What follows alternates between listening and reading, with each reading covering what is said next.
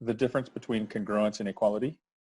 So physical elements can be congruent. So if you had congruence of two segments, then that means that their measurements are equal. So that would mean that AB is equal to XY.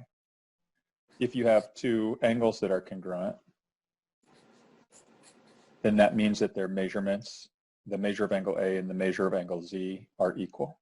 And these can go back and forth between like this direction or this direction.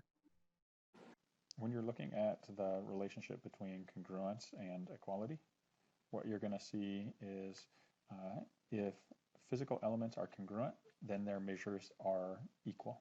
So if you have a segment AB is congruent to a segment XY, what that means is their measurements AB and XY have to be equal. So that's the relationship, and it can go in either direction.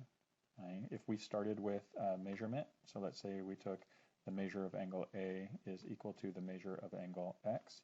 If that's the case, then we know that the angles themselves, angle A and angle X, are congruent to each other. So that's what you're testing on this.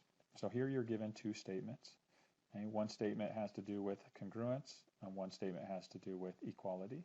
So the statement about congruence tells you that ZP and XV, those are distances between those segments, or the lengths of those segments, are actually going to be equal to each other. So the relationship here is that PZ is equal to XV. So again, we find XV, so P, so that would be option P here.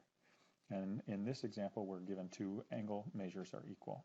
If the measures are equal, then that means that the angle Y and the angle S have to be congruent to each other. So here we're looking at angle S is congruent to angle Y.